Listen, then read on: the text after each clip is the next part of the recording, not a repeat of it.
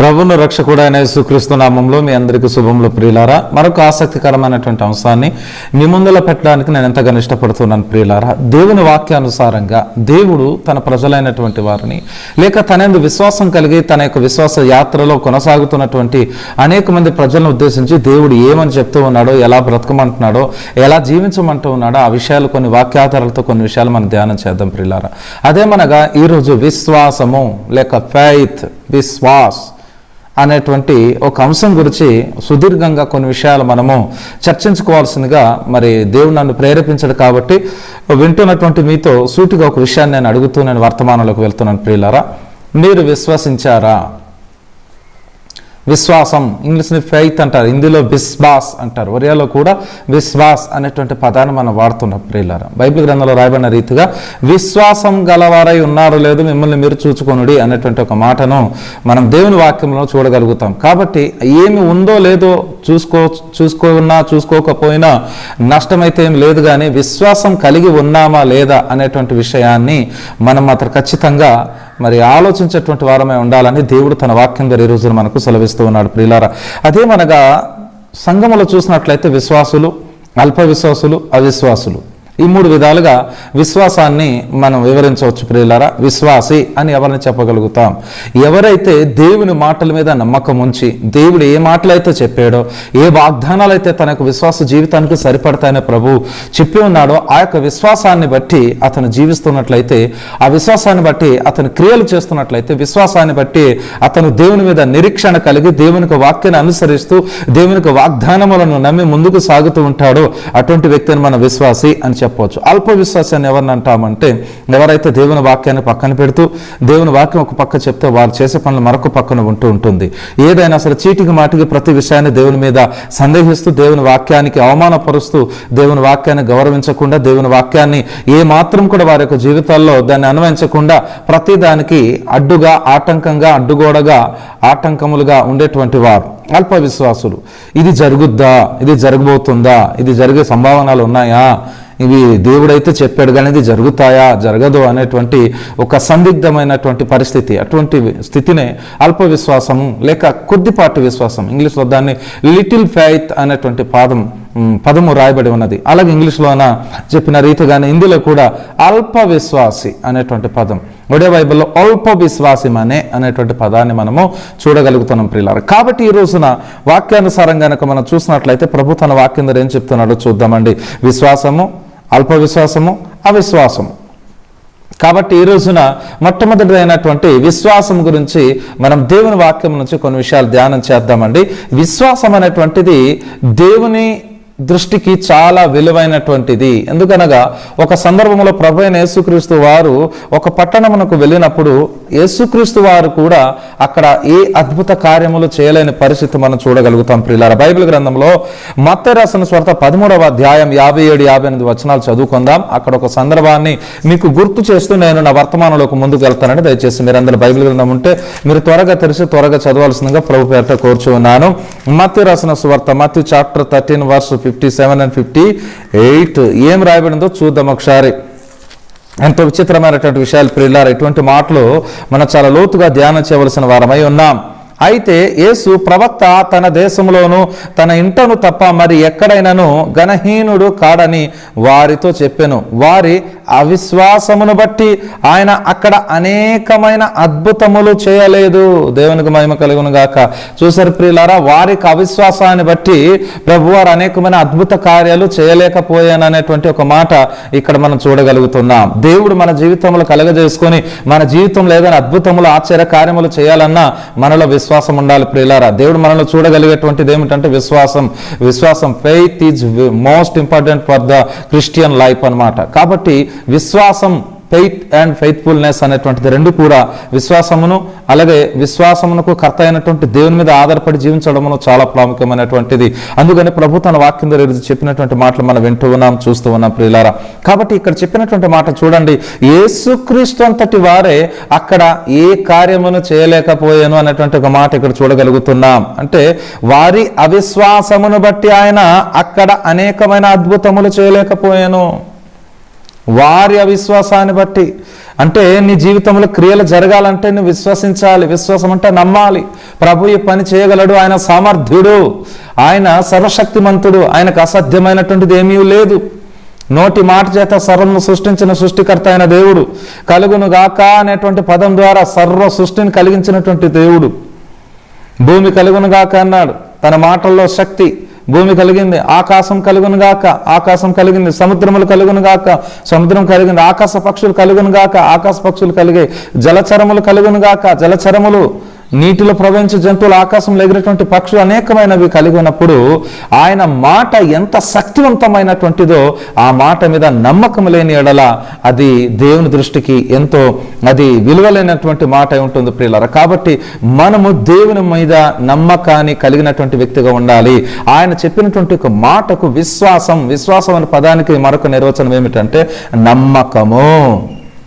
ఎవరి జీవితంలో అయితే దేవుని మీద నమ్మకం కలిగి ఉంటారో వారి జీవితంలో అనేకమైన అద్భుత కార్యాలు చూడగలుగుతామన్నదే ఇక్కడ మనం ఈ వాక్యం ద్వారా అర్థం చేసుకోవాలి ప్రియులారా. ఎంత చక్కగా చెప్పాడు కదండి ఇక్కడ వాక్యంలో. ఏమన్నాడు? వారి అవిశ్వాసమును బట్టి ఆయన అక్కడ అనేక అద్భుత కార్యములు చేయలేదంట. అవిశ్వాసాన్ని బట్టి అనేకమైన ఇంకా గొప్ప కార్యాలు చేయవలసి ఉండేదేమో ప్రభు అయిన యేసుక్రీస్తు వారు.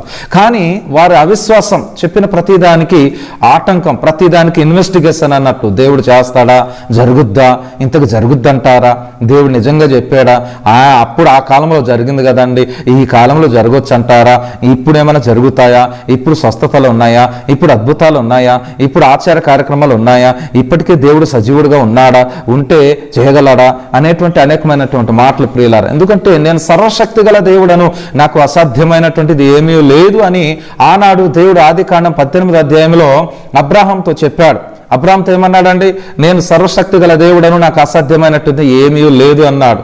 ఆనాడు పిల్లలు కానలేనటువంటి యొక్క సారను, స్త్రీ ధర్మం నిలిచిపోయినటువంటి సారను శక్తిని ఇచ్చి ఒక కుమారుడు లేక ఇస్సాకును కనగలిగినటువంటి శక్తి ఇచ్చినటువంటి దేవుడు. అదే మాటను మరొకసారి కనుక మనం చూసినట్లయితే మరి ఇర్మీయా గ్రంథము 32వ అధ్యాయం 27వ వచనం, నేను సర్వ శరీరులకు దేవుడను, నాకు అసాధ్యమైనది ఏదైనా ఉండునా అనేటువంటి మాట కూడా ఆయన చెప్పగలిగారు. మరి అదే మాట కొత్త నిబంధన గ్రంథంలో కూడా బైబిల్ గ్రంథంలో మనం చూసినట్లయితే ఎబ్రిల్కి రాసిన పత్రికలో 13వ అధ్యాయం 8వ వచనం కనుక మనం చూసినట్లయితే ప్రియులారు అక్కడ అంటాడు కదా, ఏమని అంటాడు ఆ వాక్యం కూడా ఒకసారి చదువుకుందాం. ఎంత చక్కటి మాటలు ప్రియులారు. యేసుక్రీస్తు వారు నిన్న నేడు నిరంతరం ఒకటే రీతిగా ఉన్నాడు అనేటువంటి పదాన్ని మనం అక్కడ చూడగలుగుతున్నాం. కాబట్టి ప్రభువైన యేసుక్రీస్తు వారు సర్వశక్తిమంతుడు. చదువుతున్న వాక్యాన్ని హెబ్రీ చాప్టర్ 13:8 ఏమన్నాడు? యేసుక్రీస్తు నిన్న నేడు ఒక్కటే రీతిగా ఉన్నాడు, అవును యుగయుగములకు ఒక్కటే రీతిగా ఉండును. ఏ రీతిలో ప్రియులారా? ఆయన శక్తిలో ఏమాత్రం తగ్గలేదు, ఆయన ప్రభావం ఏమాత్రం తగ్గలేదు, ఆయనకి క్రియలు ఏమాత్రం తగ్గలేదు, ఆయన పరిశుద్ధత ఏమాత్రం తగ్గలేదు. ఆయన అప్పుడు ఇప్పుడు ఎప్పటికీ ఎవరు అన్నమాట, ఎప్పటికైనా యేసుక్రీస్తు వారు ఒకే రీతిగా ఉండగలుగుతారు.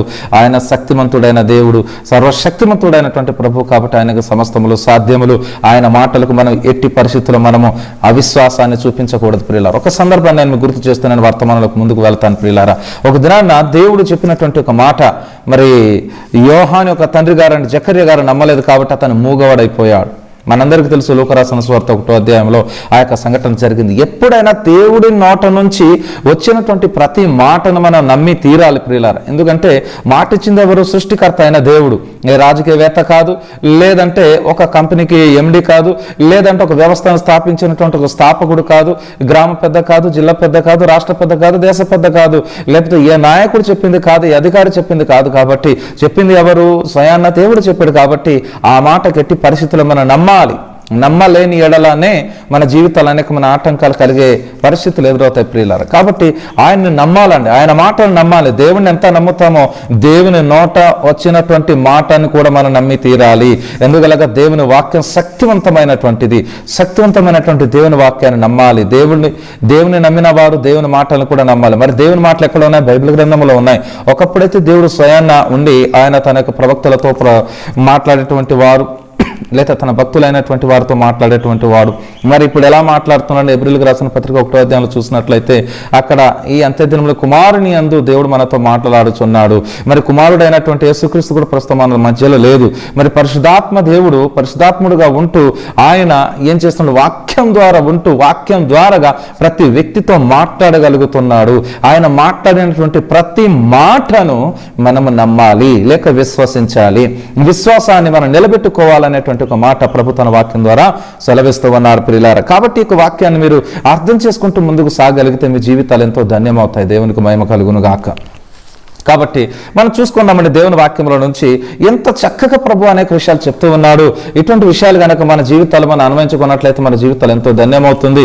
అలాగనే మన బ్రతుకులు ఎంతో గొప్ప మార్గంలోకి నడవగలుగుతాయి. మీరు ఒకసారి గమనించవలసిందిగా ప్రభు పేరిట కోరుతున్నాను. ఏమిటనగా చూడండి, ఒకసారి యోహాను గురించి ఒక మాట చదువుకుందామండి. లూకా రాసిన సువార్త 1వ అధ్యాయము మరి చదువుతున్న లూక్ చాప్టర్ 1 verse 20 through 21 నేను చదువుతున్నాను. మరియు నా మాట వాటి కాలమందు నెరవేరును, నీవు వాటిని నమ్మలేదు గనుక ఈ సంగతులు జరుగు దినము వరకు నీవు మాట్లాడక మౌనునై ఉందువని అతనితో చెప్పాను. ప్రజలు జకర్య కొరకు కనిపెట్టుచుండి ఆలయమునందు అతడు ఆలస్యం చేసినందుకు ఆశ్చర్యపడిరి. ప్రజలట ఆశ్చర్యపడ్డారు అనేటువంటి ఒక మాటను మనం ఇక్కడ చూడగలుగుతున్నాం ప్రియులారా. ఇక్కడ మీరు విషయాన్ని గమనించాలి. ఏమిటనగా జకర్యతో దేవుడు మాట్లాడినటువంటి మాటలను ఆ యొక్క దూత ద్వారాగా దేవుడు వర్తమానాన్ని పంపినప్పుడు జకర్య దాన్ని నమ్మలేదండి. అంటే దేవుని నోట నుంచి వచ్చినటువంటి మాటను నమ్మకపోగా అతను మౌనినై ఉండటము, అంటే మూగవాడుగా ఉన్నాడు. ఎప్పటి వరకు? మరి యోహాను పుట్టి అతనికి నామకరణం చేసేటంత వరకు కూడా ఆయన దేవుని మాటల మీద నమ్మకం ఉంచలేని కారణం చేత అతను మూగవాడుగా ఉన్నట్టుగా మనం చూడగలుగుతున్నాం ప్రియులారా. కాబట్టి ప్రతి వ్యక్తి కూడా ఈరోజు నీవైనా నేనైనా మనం ఎవరమైనా సరే దేవుని మాటలు ఏమాత్రం నిరర్థకమైనది కాదు, అంటే అర్థం లేనిది మాత్రం కాదు అని. ఇదే లూకా సువార్త 1వ అధ్యాయం 37 వచనాన్ని చదువుతున్నాను. దేవుడు చెప్పిన ఏ మాట అయినా నిరర్థకం కానేరదని ఆమెతో చెప్పాను. చూసారండి, దేవుడు చెప్పిన ఏ మాట అయినా సరే, ఎలాంటి సందర్భంలో దేవుడు చెప్పిన మాట అయినా ఖచ్చితంగా అది జరిగి తీరుతుంది అనేటువంటి ఒక మాటను మనం నమ్మి తీరాలి ప్రియులారా. కానీ ఈ రోజుల్లో మనలో అనేక మంది ఏంటంటే దేవుడు చేయగలడా, దేవుని శక్తిని కూడా పరీక్షించేటువంటి వారు లేకపోలేదు ప్రియులారా. అప్పుడు జరిగిందండి, ఇప్పుడు జరగొచ్చు అంటారా? మందులు వాడకుండా, ఆపరేషన్ లేకుండా, లేక ఇతర ఏ కార్యక్రమాలు లేకుండా జరిగిపోతాయా? ట్రీట్మెంట్ జరగకుండా, ఎటువంటి మెడిసిన్ తీసుకోకుండా, ఎటువంటి డయాగ్నోస్ చేయకుండా ఉచితంగానే స్వస్థపరచగలడా దేవునికి అంటూ ఆ యొక్క శక్తి ఉన్నదా అనేటువంటి అనేక మంది ప్రశ్నలు లేవనెత్తుతూ ఉంటారు ప్రియులారా. వాస్తవానికి చూసినట్లయితే దేవునికి శక్తిలో ఏమాత్రం లోపం లేదు ప్రియులారా, లేక దేవునికి శక్తి తరిగిపోయేటువంటి పరిస్థితి ఏమాత్రమో లేదు. దేవుడు నిన్న నేడు నిరంతరం ఒకటే రీతిగా ఉన్నాడు, యుగ యుగముల వరకు ఒకటే రీతిగా ఉన్నాడు. దేవుని నామానికి మహిమ కలుగునుగా. కానీ ఎబ్రీ పత్రిక 13వ అధ్యాయం 8వ వచనం ఇందాక మనం చదివినాం. అలాగనే దేవునికి శక్తిలో ఏమాత్రం తేడా ఉన్నది ప్రియులారా. ఆయన మానవుడు కాడు. ఆయన శక్తి ఏదైనా తరిగిపోవడానికి, కరిగిపోవడానికి, అరిగిపోవడానికి నీలాగా నాలాగా మానవుడు కాదు. ఆయన సర్వశక్తిమంతుడు.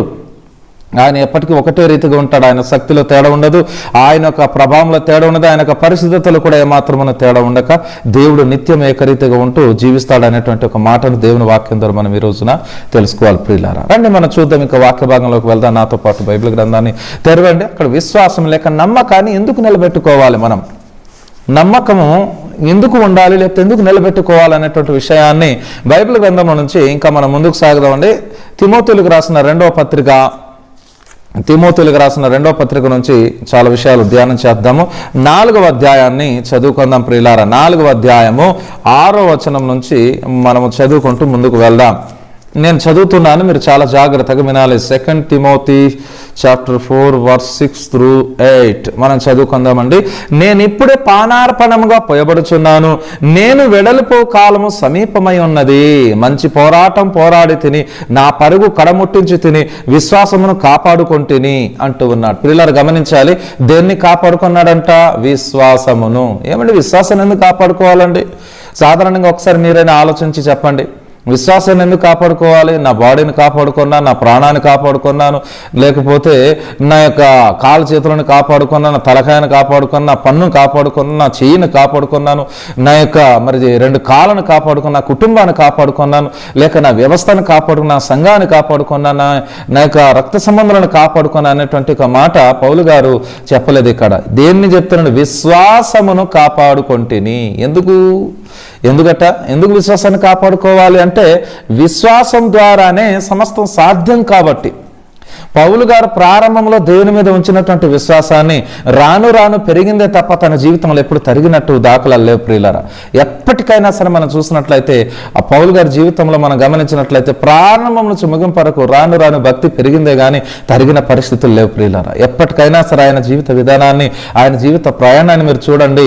బైబిల్ గ్రంథంలో ఆయన ఎన్నో కొత్త నిబంధన గ్రంథంలో సుమారుగా 14 పత్రికలు ఆయన రాస్తూ ఎంతో గొప్ప పరిచర్య చేశారండి.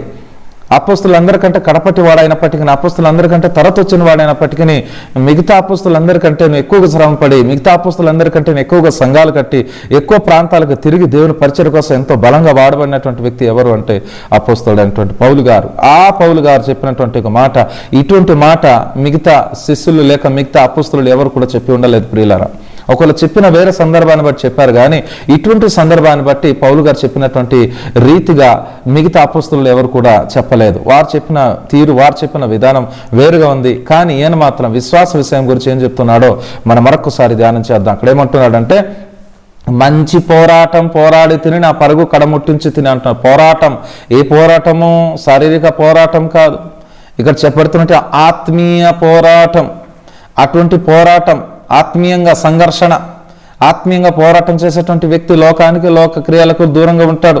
లోకాశలకు, శరీరాశలకు, నేత్రాశలకు, జీవపు డంబంలకు దూరంగా ఉంటూ దేవుని పరిచర్యలో ఎంతగానో ఆయన వాడబడతాడు. అటువంటి వారిలో పౌలు గారి మనకు గొప్ప మాదిరి. యేసుక్రీస్తు ప్రభువు మొట్టమొదటి మాదిరి చూపించిన తర్వాత పౌలు గారు అంటారు, కొరింథీయులకు రాసిన మొదటి పత్రిక 11:1 ప్రకారంగా, నేను క్రీస్తును పోలి నడుచుకొనిచిన ప్రకారము మీరును నన్ను పోలి నడుచుకొనండి అని పౌలు గారు సంఘస్థులకు చెప్తూ ఉన్నాడు ప్రియులారా. అదే మాదిరిగా మనం కూడా రుజువు తీసుకుంటూ మనం కూడా ఒక పౌలును మాదిరిగా లేక ఒక యేసుక్రీస్తు ప్రభువును మాదిరిగాను, అపోస్తులను మాదిరిగాను తీసుకుంటూ మనం ముందుకు సాగగలిగితే మనం కూడా మనకు ప్రభువు అప్పగించినటువంటి ఆ యొక్క పదవిని లేక ప్రభువు అప్పగించినటువంటి ఆ యొక్క పనిని లేక ఆ యొక్క స్థాయిని లేక ఆ యొక్క పరిచర్యను మనం న్యాయం చేసేటువంటి వ్యక్తులంగా ఉండగలము అనేటువంటిదే ఈరోజు దేవుడు చెప్తున్నటువంటి మాటలు ప్రియులారా. కాబట్టి చూడండి, ఇక్కడ పౌలు గారు విశ్వాసమును కాపాడుకొంటిని అన్నారు. ఏమండి, ఎందుకంటే విశ్వాసాన్ని కాపాడుకోవాలి అంటే, ప్రభువైన యేసుక్రీస్తు వారు రెండవసారి వచ్చినప్పుడు ఆయన చూడగలిగింది దేన్ని ఒకసారి గమనించాలి మీరు.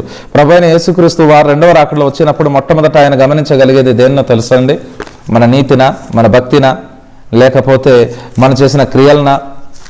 మనం ఎంతైనా పరిచయం చేసి ఉండవచ్చు ప్రియులారా, కానీ వ్యక్తిగతంగా నీకు దేవునికి మధ్యలో ఉన్నటువంటి ఆత్మీయ అనుబంధం ఎలాంటిదో అదే దేవుడు లెక్క చూస్తాడండి. మన దేవుని పట్ల ఎంత గొప్ప కనెక్షన్ కలిగి ఉన్నామో, ఎంతగానో ప్రభు యొక్క పరిచర్యలో ఏ విధంగానో మనం జీవించగలిగామో దానిని దేవుడు చూస్తాననేటువంటి మాట ఇక్కడ చూడగలుగుతున్నాం.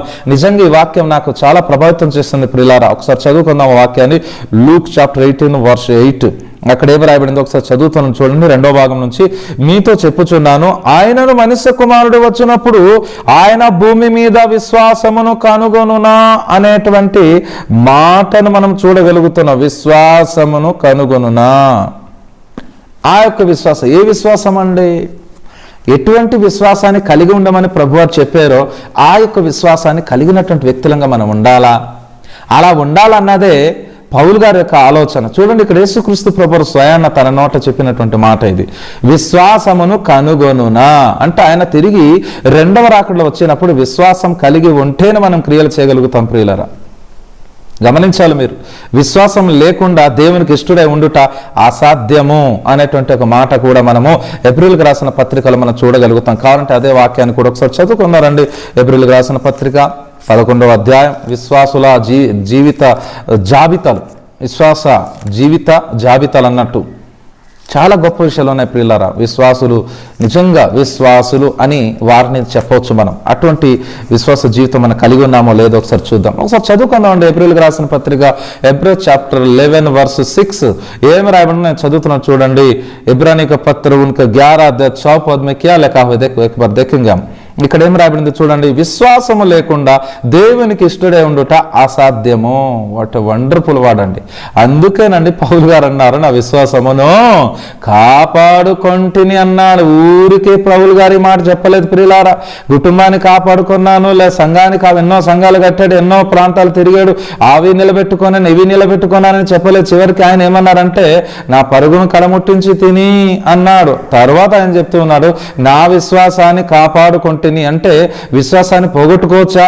పోగొట్టుకోవచ్చండి. మరి అనేక మంది విశ్వాస భ్రష్టులు అయిపోయారు, విశ్వాసాన్ని పోగొట్టుకున్నారని బైబిల్ గ్రంథంలోనే రాయబడింది. రాను రాని మనం ఆ వాక్యాలు కూడా ధ్యానం చేద్దాం. కానీ ఇక్కడ ఈ వాక్యాన్ని బట్టి మనం అర్థం చేసుకోవాల్సింది ఏంటంటే ప్రియులారా, విశ్వాసము లేకుండా ఎవరును దేవునికి ఇష్టలై ఉండనేరరు. విశ్వాసం కంపల్సరీ, మోస్ట్ ఇంపార్టెంట్ ప్రియులారా. విశ్వాసం లేని వారు దేవుణ్ణి ఎట్టి పరిస్థితుల్లో కూడా ఇష్టలుగా ఉంచలేరు. విశ్వాసులకు మాత్రమే దేవుడు ఇష్టపడతాడు అనేటువంటి ఒక మాట ఇక్కడ మనం చూడగలుగుతున్నాం ప్రియులారా. నిజంగా నీలో విశ్వాసం ఉంటే విశ్వాసానికి తగ్గట్టు క్రియలు నువ్వు చేయగలుగుతావు. ఎందుకంటే దేవునికి ఆహా ఓహో అని తల ఊపుకుంటే గంగిరెద్దు లాంటి విశ్వాసాలు అవసరం లేదండి. ఏదైతే నమ్మేమో నమ్మిన తర్వాత పని చేయాలి, అటువంటి వారిని దేవుడు చూస్తూ ఉన్నాడు. అటువంటి వారి జాబితాలే ఇక్కడ ఈ యొక్క హెబ్రీయులకు రాసిన పత్రిక 11వ అధ్యాయంలో అనేక మంది యొక్క పేర్లు మనం చూడగలుగుతాం ప్రియులారా. విశ్వాసమును బట్టి అనేటువంటి పదాలు ఈ గ్రంథంలో 1వ వచనం నుంచి సుమారుగా 31వ వచనం దాకా మనం చూసినట్లయితే అనేక విషయాలు మనం చూడగలుగుతాం. విశ్వాసమును బట్టి, అది వరకు చూడని విశ్వాసమును బట్టి వారు గొప్ప క్రియలు చేశారు, విశ్వాసాన్ని బట్టి సాధించారు, విశ్వాసాన్ని బట్టి తిరిగి పొందుకున్నారు అనేటువంటి గొప్ప గొప్ప విషయాలు మనం చూడగలుగుతున్నాం ప్రియులారా. కాబట్టి ఈ మాటను బట్టి మనం కూడా విశ్వాసం లేకుండా ఉండడము అది దేవునికి ఇష్టం లేని పని, దేవునికి ఇష్టం లేని పరిచర్య. కాబట్టి నువ్వు ఒక పరిచర్యకుడు కావచ్చు, ఒక సువార్థికుడే కావచ్చు, ఒక విశ్వాసి కావచ్చు, ఒక సంఘ పెద్ద కావచ్చు, లేక కుటుంబానికి యజమాని కావచ్చు, యజమానిరాలే కావచ్చు, నీవు ఎవరైనా కావచ్చు, వాట్ యు ఆర్ మేబీ, నువ్వు ఏ వ్యక్తినైనా కావచ్చు, నువ్వు ఏమైనా కలిగి ఉండవచ్చు. నీ ఎంతటి వ్యక్తి అయినా సరే యేసుక్రీస్తు మీద విశ్వాసం కలిగి నువ్వు జీవించేటువంటి వ్యక్తిగా ఉండాలి అన్నది ఇక్కడ దేవుడు తన వాక్యం ద్వారా సెలవిస్తున్నాడు. విశ్వాసం లేకుండా దేవునికి ఇష్టలై ఉండడము అసాధ్యము. కాబట్టి ఈ రోజులో మనం ఎన్ని విధాలుగా జీవించినప్పటికీ, ఎలా జీవించినప్పటికీ దేవుని యందు విశ్వాసము మాత్రమే నిలబెట్టుకోవాలి అనేటువంటి ఒక విషయాన్ని ఇక్కడ ఈ రోజు మనము చూడగలుగుతున్నాం ప్రియులారా. కాబట్టి మరలా ఇంకా కొన్ని మాటలు చదువుకుంటూ మనం ముందుకు వెళ్తాం. రండి, మనతో దేవుని వాక్యములో నుంచి ఇంకా ఏమన్నాడో ప్రభువు చూద్దాం ఒకసారి. దేవుడు తన భక్తుల ద్వారా, అపోస్తుల ద్వారా ఏ విషయాలు చెప్తూ ఉన్నారు చూద్దాం. ఒక సందర్భంలో మరి యేసుక్రీస్తు ప్రభు యొక్క శిష్యుల్లో కొంతమంది వచ్చి అడుగుతారు. లూకా సువార్త 10వ అధ్యాయం 5వ వచనం ఒకసారి చదువుకుందామండి. అక్కడ ఒక చక్కని మాట ప్రియులారా. నిజంగా ఈ మాటలు చదువుతుంటే చాలా ఆనందం వేస్తుంది. దేవుడు నిజంగా వాళ్ళతో ఉంటూ ఆ యొక్క 3.5 సంవత్సరాల కాలంలో ఆయన వాళ్ళతో ఉంటూనే వాళ్ళకి అనేక విషయాలు బోధిస్తూ ప్రాక్టికల్గా వాళ్ళకి ఎక్స్పీరియన్స్ ఇచ్చినట్టుగా మనం చూడగలుగుతాం ప్రియులారా. చూద్దాం ఒకసారి 17వ అధ్యాయము లూకా రాసిన సువార్త 17వ అధ్యాయం 5వ వచనం, లూక్ చాప్టర్ 17 verse 5. అందుట్లో ఏముందో రాయబడిందో చూద్దాం ఒకసారి. అపోస్తలుడు మా విశ్వాసంను వృద్ధి పొందించమని ప్రభువుతో చెప్పగా అన్నాడండి. ఏమన్నారండి? ప్రభువుతో మా విశ్వాసాన్ని వృద్ధి పొందించుము అనగా మన విశ్వాసాన్ని డెవలప్ చేయి ప్రభువా అన్నారు. అంటే ఏ విషయంలో డెవలప్ చేయాలట అంటే వాళ్ళ విశ్వాసం లేదా అంటే విశ్వాసం కోల్పోయిన స్థితిలో వాళ్ళు ఉన్నారు. అందుకని యేసుక్రీస్తు ప్రభు వారిని అడుగుతున్నారు, అయ్యా మా యొక్క విశ్వాసాన్ని మీరేం చేయాలి? వృద్ధి పొందించాలి, డెవలప్ చేయాలి. అమారా విశ్వాసకు వృద్ధి కర్ణ హే ప్రభు అని చెప్పి వాళ్ళు అడిగి అమ్మ మనం కొర విశ్వాసకు బొడాయి దియో ప్రభు అని చెప్పి వాళ్ళ ప్రభువును అడుగుతున్నారు ప్రియులారా. చూసారా?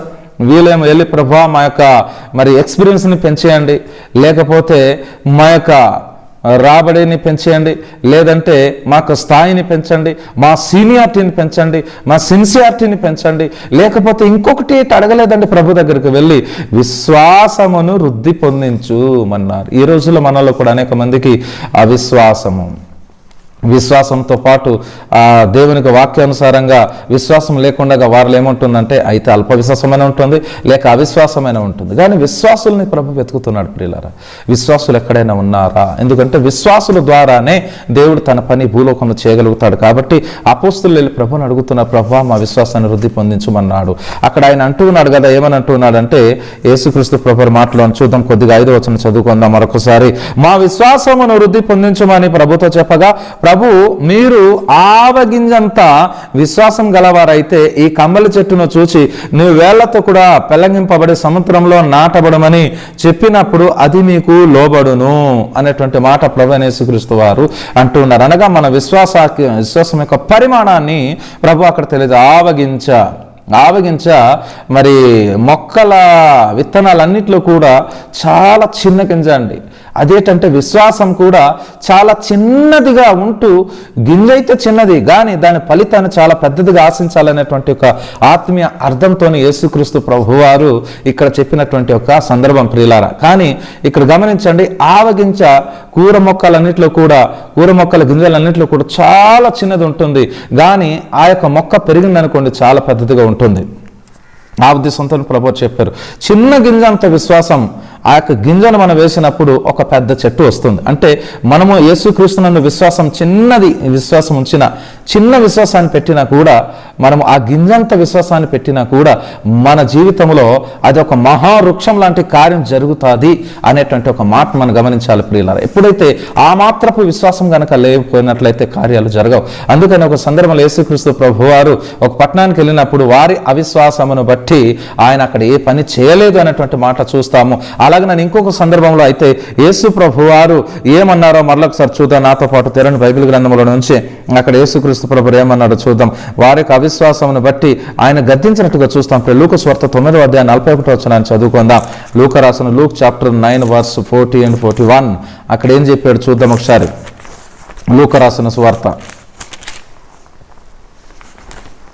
ఓకేనండి, లూకా రాసిన సువార్త చదువుకుందామండి. అక్కడ ఒక సందర్భం జరిగింది. ఒక అబ్బాయికి ఒక దయ్యం పడుతుందండి. ఆ దయ్యం పట్టినప్పుడు శిష్యులు వెళ్ళగొట్టలేకపోతారు. అప్పుడేమో యేసుక్రీస్తు ప్రభు దగ్గరికి ఆయన్ని తీసుకొస్తారు. యేసు ప్రభు వారు కొండ మీద ప్రార్థన చేసి ఆయన ముగించి వస్తుండగా ఆ యొక్క మరి దయ్యం పట్టిన వ్యక్తి యొక్క తండ్రి గారు వచ్చి ప్రభుని వేడుకుంటే 40వ వచనంలో చదువుకున్నారు. దానిని వెళ్ళగొట్టడానికి శిష్యులను వేడుకుంటేనే గాని అది వారి చేత కాలేదని మొదలుపెట్టుకొనెను. 41వ వచనం, అందుకు యేసు, విశ్వాసం లేని మూర్ఖ తరం వారలారా, నేనెంత కాలం మీతో కూడా ఉండి మిమ్మును సహింతును, నీ కుమారుని ఇక్కడికి తీసుకుని రమ్మని చెప్పాను. ఇక్కడ ఒక మాట ప్రభు వారు వాడుతున్నారండి, విశ్వాసము లేని మూర్ఖతరం వారలారా అంటున్నాడు. అంటే విశ్వాసం లేకపోతే మనం ఎవరమంట? మూర్ఖులము. అసలుగా మూర్ఖులు ఎవరు తెలుసండి? దేవుని మీద, దేవుని వాక్యాల మీద విశ్వాసం ఉంచని వాడే మూర్ఖుడు అనేటువంటి ఒక మాట ఇక్కడ మనము చూడగలుగుతున్నాం ప్రియులారా. ఎందుకంటే విశ్వాసం లేని చోట శిష్యులు సుమారుగా 9 మంది ప్రార్థన చేశారు ప్రియులారా.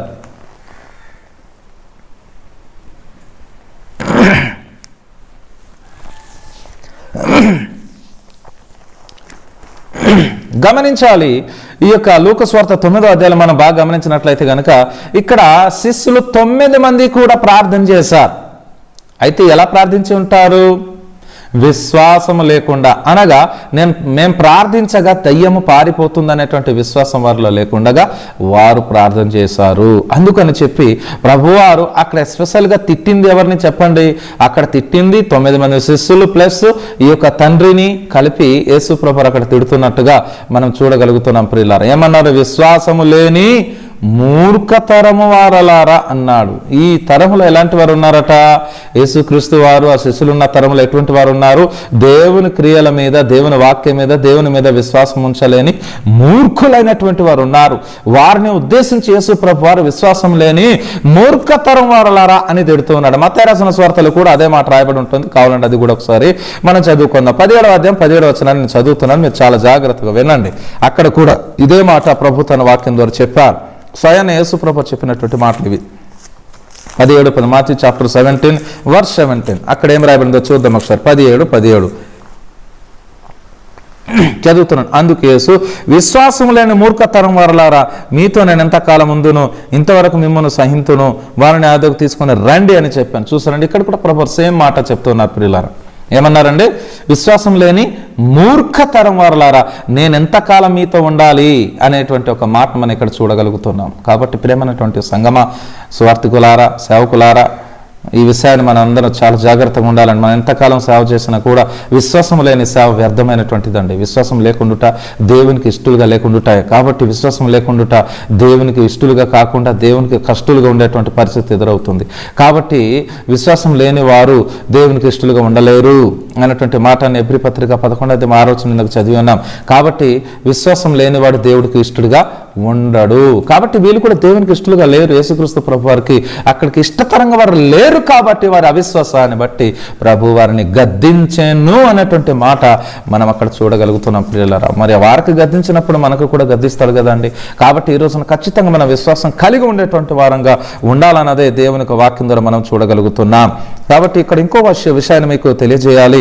అసలు ఎందుకంటే విశ్వాసం ఎందుకు మనకు ప్రాముఖ్యమైనటువంటిదో మనం ఇక్కడ ఒకసారి వాక్యం ద్వారా తెలుసుకుందాం. మరొకసారి వాక్య భాగాన్ని చూద్దాం. ఒకసారి నాకు పడి తెరవండి.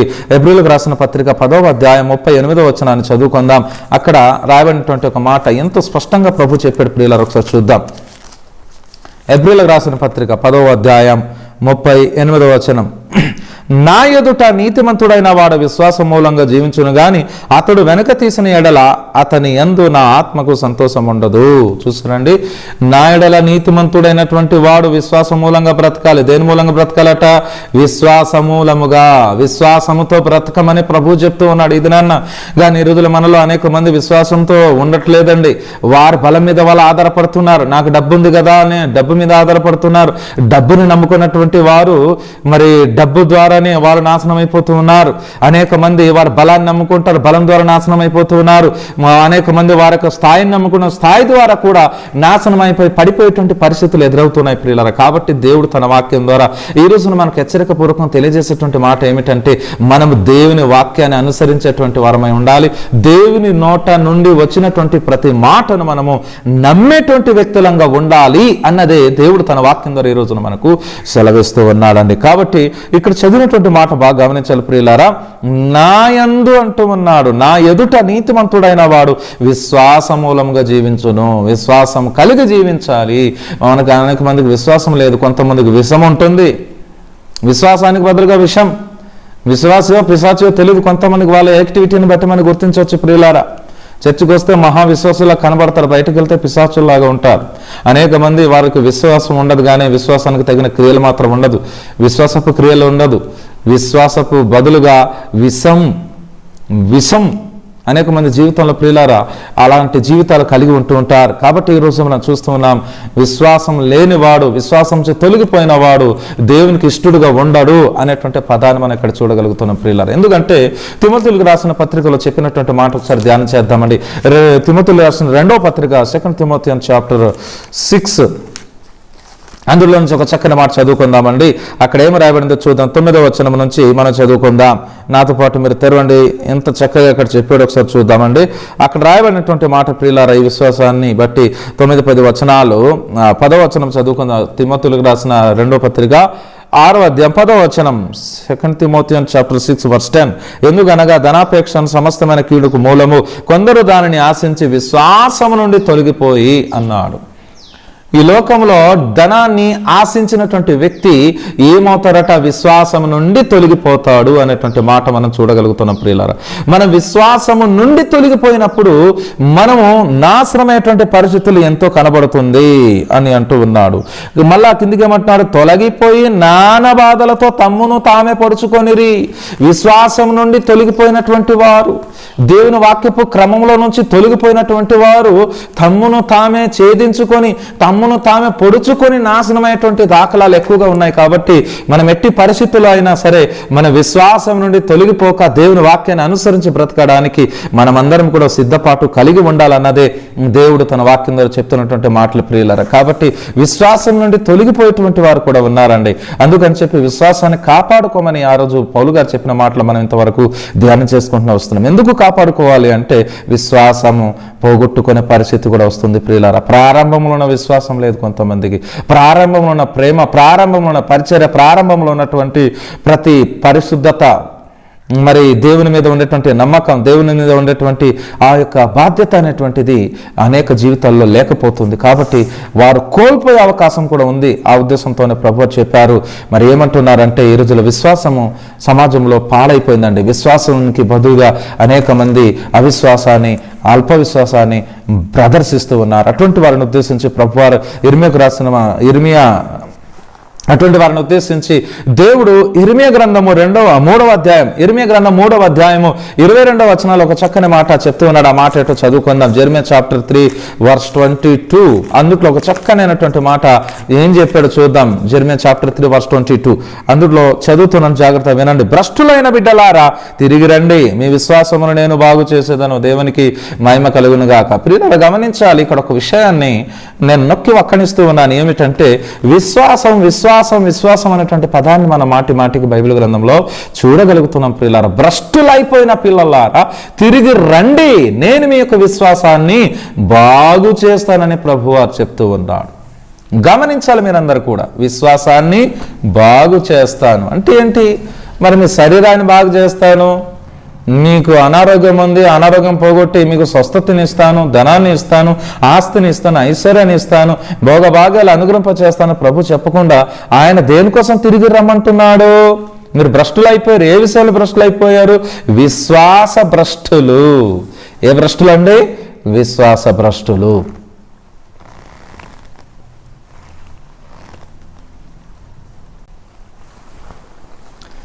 పిల్లారా గమనించాలి, ఇక్కడ దేవునికి వాక్యం ద్వారా మనం ఏం తెలుసుకుంటున్నామంటే విశ్వాస భ్రష్టులు అయిపోతారు. అందుకే ప్రభువైన యేసుక్రీస్తు వారు చెప్పినటువంటి సందర్భాన్ని మనం బాగా గమనించాలి. విశ్వాసం లేని మూర్ఖ తరం వారులారా అని ప్రభువారు ఎందుకు అన్నారంటే అందుకేనండి. కాబట్టి ఇక్కడ కూడా మనం చూడగలుగుతున్నాం ఏంటంటే దేవుడైన యెహోవా ఆ యొక్క ప్రజలతో పిలుస్తున్నటువంటి మాటలు ఏమని మరొకసారి చదువుకుంది అదే మాటను, భ్రష్టులైన బిడ్డలారా తిరిగి రండి, మీ విశ్వాసమును నేను బాగు చేసేదను అని అంటూ ఉన్నాడు. ఎందుకంటే మీ విశ్వాసం బాగు చేయాలి, రిఫైర్ చేయాలి. రీఫైర్ అంటే బాగు చేయటం అని అర్థం. అంటే దేవుడు వారి యొక్క విశ్వాసం, వారి ఫెయిత్ని రిఫైర్ చేయడానికి పిలుస్తూ ఉన్నాడు. ఈ రోజుల్లో ఏ పరిస్థితిలో ఉండి నువ్వు నీ విశ్వాసాన్ని పాడు చేసుకున్నావో అలాంటి వారు ప్రభు దగ్గరికి రావాలి అని ప్రభు తను అనేక మందిని చేతులు చాచిన చేతులతో పిలుస్తూ ఉన్నాడు ప్రియులారా. ఎందుకంటే ఈ రోజుల్లో అనేక మందికి ఈ విషయం తెలియటం లేదు. అందుకని విశ్వాసం లేకుండా వారు తిరుగుతూ ఉన్నారు, విశ్వాసాన్ని పోగొట్టుకుంటూ ఉన్నారు, విశ్వాసాన్ని బట్టి జీవించలేకుండా దేవునికి వ్యతిరేకంగా తయారవుతున్నారు. అటువంటి వారిని ఉద్దేశించి ప్రభువారు ఈ రోజున పిలుస్తున్నాడు ప్రియులారా. గమనించాలి, ఎందుకనగా విశ్వాసం లేకుండా అనేక మంది దేవునికి వాగ్దానాన్ని పొందలేకపోతున్నారు. విశ్వాసం లేకుండా అనేక మంది దేవుని వాక్యానికి విరుద్ధం అవుతున్నారు, దేవుని వాక్యానుసారంగా జీవించలేకపోతున్నారు అనేటువంటి ఒక మాట దేవుని యొక్క వాక్యం నుంచి మనం చూస్తూ ఉన్నాం. ఇంకొక మాట మీకు చెప్పి నేను ముందుకు వెళ్ళాలని కోరుతున్నాను. మరి హెబ్రీయులకు రాసిన పత్రిక 3వ అధ్యాయాన్ని చదువుకుందాం ప్రియులారా. అందుట్లో అయితే నిజంగా ఆ మాట బాగా ఆలోచింపచేసేటువంటి మాట ప్రియులారా. ఈ వాక్యం వింటుండగా మీరు ఖచ్చితంగా ఆలోచిస్తారని నేను ఆశిస్తూ ఉన్నాను. ఒకసారి ఆలోచించి ఈ వాక్యాన్ని చదవండి. నాతో పాటు బైబిల్ మీ పక్కన ఉంటే తెరవండి, ఒకసారి కలిపి చదువుకుందామండి. హెబ్రీయులకు రాసిన పత్రిక 3 హెబ్రీ చాప్టర్ 3. దయచేసి మీరు అందరూ కూడా హెబ్రీయులకు రాసిన పత్రిక 3వ అధ్యాయం తెరవలసిందిగా కోరుచున్నాను ప్రియులారా. 19వ వచనాన్ని ఒకసారి చదువుకుందాము. హెబ్రీ చాప్టర్ 3 వర్స్ 19 అందుట్లో రాయబడినటువంటి Hebrews chapter 13 verse 9, Hebrews chapter 3 verse 19 ఏ రాయబడిందో చూద్దాం. నాతో పాటు కలిసి మీరు చదవండి. ఇక రాయబడినటువంటి విషయాన్ని చూడండి. కాగా అవిశ్వాసము చేతనే వారు ప్రవేశింపలేకపోయారని గ్రహించుచున్నాము. ఎవరండి? ఇజ్రాయేలు ప్రజలు 40 సంవత్సరములు దేవుని కోపం రేపుతూనే ఉండారండి. దేవుని సేవకుడైన మోసే మీద వారు తిరుగుబాటు చేస్తూనే ఉన్నారు. అడుగు అడుగున కీర్తనల గ్రంథం 107, కీర్తనల గ్రంథం 78 ఈ యొక్క 2 అధ్యాయాలు కనుక మనం చదివినట్లయితే వారిని ఉద్దేశించి దేవునికి వాక్యం ఎంత తేటగా చెప్తుంది ప్రియులారా. వారు మాటి మాటికి దేవుని శోధించిరి అనేటువంటి ఒక మాట అక్కడ మనం చూడగలుగుతాం ప్రియులారా. మాటి మాటికంట వారు దేవుని శోధించే, నీళ్లు దొరకపోయినా, తిండి దొరకపోయినా, మాంసం దొరకపోయినా, ఏమండి దారిలో ఎవరికి ఏదైనా జరిగినా, ఏదైనా ప్రమాదం వచ్చినా ప్రతి దానికి దేవుని సేవకుని మీద వాళ్ళు ఎగబడిపోయేటువంటి వారు, దేవుని మీద సణిగేటువంటి వారు. అందుకని చెప్పి కొరింథీయులకు రాసిన మొదటి పత్రిక రాయబడి ఉంది 10వ అధ్యాయము మనం 5, 6, 7 వచనాలు చదివినట్లయితే వారిలో అనేక మంది దేవునికి ఇష్టలుగా ఉండకపోయిరి, విశ్వాసులుగా ఉండకపోయిరి. కాబట్టి సంహారకుని చేత సంహరించబడిరి, సర్పముల చేత కరబడి చచ్చిరి అనేటువంటి ఒక మాట మనం చూడగలుగుతాం. వారిలో అనేక మంది అట అరణ్యముల వారి యొక్క శరీరములు రాలిపోయినటువంటి మాట కూడా మనము చూడగలుగుతున్నాం ప్రియులారా. ఎంత బాధకరమైన విషయం ప్రియులారా. ఒకసారి గమనించండి, వారిలో అనేకులు దేవునికి ఇష్టలుగా ఉండలేకపోయిరి.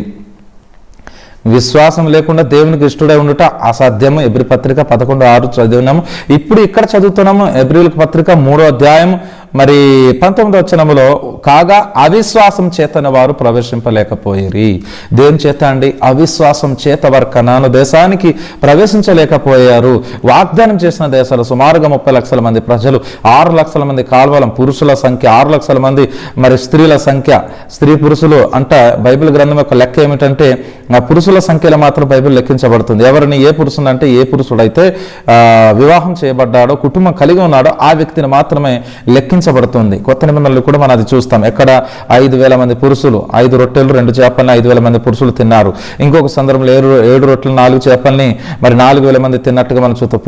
పురుషుల సంఖ్య, చిన్నపిల్లలు స్త్రీలు కాక పురుషుల సంఖ్య ఎంత అంట అక్కడ రాయబడింది అనేటువంటి విషయాన్ని మనము చూడగలుగుతాం ప్రియులారా. కాబట్టి ఈ విషయాన్ని మీరందరూ కూడా ఆలోచించవలసిందిగా ప్రభు పేరట కోరుతూ ఉన్నాను. ప్రేమైనటువంటి వారులారా, ఆ విషయాన్ని మీరు చాలా జాగ్రత్తగా ఆలోచించాల్సిందిగా ప్రభు పేరిట కోరుతున్నారు. చూడండి ఎంత చక్కగా రాయబడిందండి. ఈ ఇజ్రాయేలు చరిత్ర గురించి ఆలోచిస్తే చాలా విషయాలు మనం నేర్చుకోవచ్చు, బాధపడవచ్చు, చాలా గొప్ప గొప్ప పాఠాలు కూడా మనం నేర్చుకోవచ్చు. ప్రియులారా, ఇజ్రాయేల్ ప్రజలు అవిశ్వాసం వలననే వారు కనాను దేశానికి ప్రవేశించలేకపోయారు అనేటువంటి మాటను మనం ఈ రోజున ఇక్కడ చూడగలుగుతున్నాం ప్రియులారా. కాబట్టి దయచేసి ప్రతి ఒక్కరు కూడా విశ్వాసం కలిగి ఉన్నామో లేదో మనలను మనమే పరిశీలన చేసుకుని చూడాలి. కాబట్టి మనలో మనమట ప్రతి ఒక్కరు విశ్వాసం గలవారై ఉన్నామో లేదో పరిశీలన చేసుకుని చూడాలి అని దేవునికి వాక్యంలో రాయబడిందండి. అందుకని ఈరోజు మనం చదివినటువంటి ఒక విషయాన్ని మీరు గమనించాలి. మరి తిరిగి రండి అని ప్రభు పిలుస్తున్నాడు. ఎందుకంటే మీ విశ్వాసాన్ని బాగు చేస్తాను అని ప్రభువారు మనను ఆహ్వానిస్తూ ఉన్నాడు. మనలో ఏ పరిస్థితులు ఉన్నా, మనలో ఉన్న విశ్వాసాన్ని తొలగిపోయి ఉన్నా, ప్రకటన గ్రంథంలో రాయబడిన రీతిగా ప్రకటన గ్రంథం 2వ అధ్యాయం 19వ వచనం ఒకసారి చదువుకొని మనం ముగించుకుందాం. అక్కడ రాయబడినటువంటి విషయాన్ని ఒకసారి చూడండి.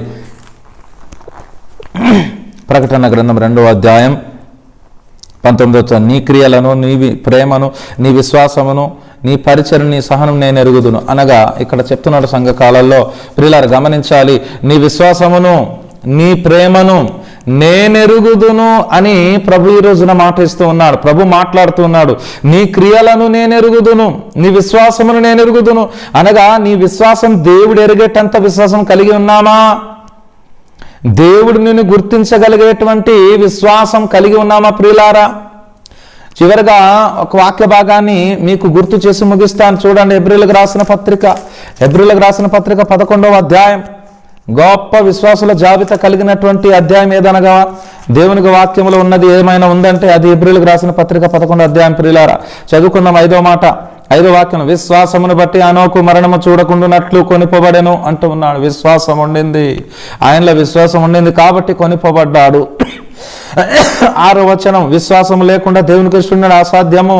7వ వచనం, విశ్వాసం బట్టి నోవాహు అది వరకు చూడని సంగతులను గూర్చి దేవుని చేత హెచ్చరింపబడాడు అనేటువంటి మాట మనం చూడగలుగుతున్నాం. 8వ వాక్యం, మరి అక్కడ కూడా చెప్తాం, అబ్రాహాము పిలువబడినప్పుడు విశ్వాసమును బట్టి పిలుపుకు లోబడ్డాడు. దేన్ని బట్టి?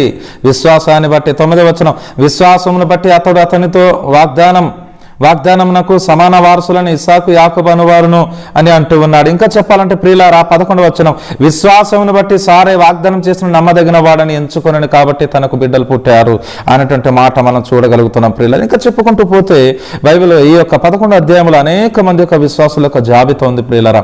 మనం చదివి 20వ వచనాన్ని కూడా ఒకసారి చదివి, విశ్వాసమును బట్టి ఇస్సాకు జరగబో సంగతుల విషయం యాకోబునకు ఏసావునకు ఆశీర్వదించాను అనేటువంటి మాట. విశ్వాసం కలిగి ఉండింది కాబట్టి ఆశీర్వదించాను అనేటువంటి మాట మనం ఇక్కడ చూడగలుగుతున్నాం. 22వ వచనంలో కూడా యోసేపు తనకు అవసాన కాలము సమీపించినప్పుడు విశ్వాసాన్ని బట్టి ఇశ్రాయేలు కుమారుల నిర్గమనమును గూర్చి ప్రశంసించి అనేటువంటి ఒక మాట. విశ్వాసాన్ని బట్టి ఆయన చెప్పగలిగాడు అనేటువంటి మాట మనం చూస్తున్నాం. 24వ వచనం, మోసే పెద్దవాడైనప్పుడు విశ్వాసమును బట్టి ఐగుప్తు ధనము కంటే క్రీస్తు నింద గొప్ప భాగ్యమని ఎంచుకున్నాడు. 27వ వచనం, విశ్వాసమును బట్టి అతడు అదృశ్యమైన వాటిని చూచుచున్నట్టు స్థిరబుద్ధి గలవాడే రాజాగ్రహమునకు భయపడక ఐగుప్తును విడిచిపోయాను అనేటువంటి ఒక మాట మనం చూడగలుగుతున్నాం ప్రియులారా.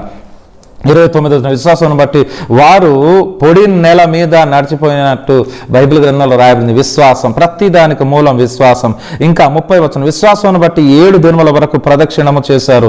ఎరికు గోడ యెహోషువ గారి యొక్క ఆధ్వర్యంలో ఆ యొక్క ప్రజలైనటువంటి వారు విశ్వాసాన్ని బట్టి ఎరికు గోడను ప్రదక్షించినట్టుగా మనం ఇక్కడ చూడగలుగుతున్నాం ప్రియులారా. మరి 33వ వచనం, వారు విశ్వాసం ద్వారా రాజ్యములను జయించిరి, నీతి కార్యములను జరిగించిరి, వాగ్దానములను పొందిరి, సింహములను మోయించిరి అనేటువంటి ఒక మాట. మళ్ళీ విశ్వాసం ద్వారా చనిపోయిన వారిని తిరిగి ప్రాణాలతో పొందుకున్నారు అనేటువంటి ఒక మాట కూడా మనం ఈ రోజున ఇక్కడ చూడగలుగుతున్నాం ప్రియులారా. సో ఇన్ని మాటలు వింటున్నాం, ఎన్ని వాక్యాలు చదువుతున్నాం కాబట్టి దీన్ని బట్టి విశ్వాసము ఒక క్రైస్తవ జీవితానికి, దేవుని నమ్ముకున్నటువంటి వ్యక్తికి చాలా ప్రాముఖ్యమైనటువంటిది అనేటువంటి మాట ఇంతవరకు మనం ధ్యానం చేసాం ప్రియులారా. కాబట్టి నీ విశ్వాసివా, అల్ప విశ్వాసివా, అవిశ్వాసివా అని దేవుని వాక్యం చెప్తుంది. విశ్వాసివై ఉండుము.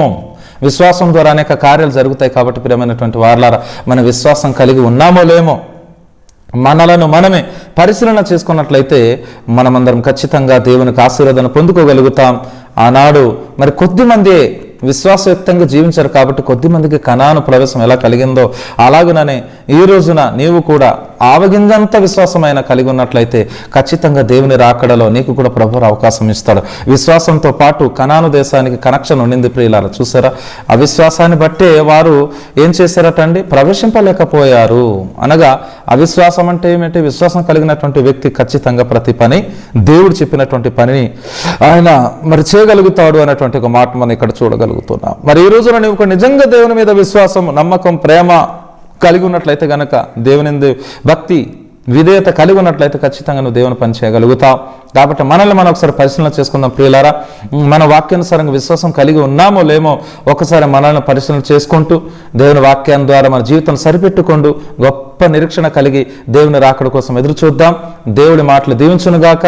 మరొక అంశం ద్వారా మీ ముందుకు వచ్చేంత వరకు దేవుడు మిమ్మల్ని దీవించునుగాక. దయచేసి ఈ వర్తమానాన్ని మీరు విన్న తర్వాత, మీరు చూసిన తర్వాత అనేకులకు షేర్ చేయండి. ఈ యొక్క ఛానల్ని సబ్స్క్రైబ్ చేసుకోండి. మీ యొక్క విలువైనటువంటి కామెంట్లు నాకు పెట్టండి. అప్పుడు నేను ఇంకా ముందుకు అనేకమైన విషయాలు మీకు మరి ఈ యొక్క వీడియో ద్వారా లేకపోతే ఈ యొక్క సోషల్ మీడియా ద్వారా అందించడానికి ఎంతగా నన్ను ప్రోత్సహిస్తుంది. కాబట్టి మరి ఈ విషయాన్ని మీరు ఆలోచించి మరి షేర్ చేయగలరు, లైక్ చేయగలరు, అనేకులను పరిచయం చేయగలరు. దేవుడు మీ అందరిని దీవించునుగాక. ఆమెన్. God bless you.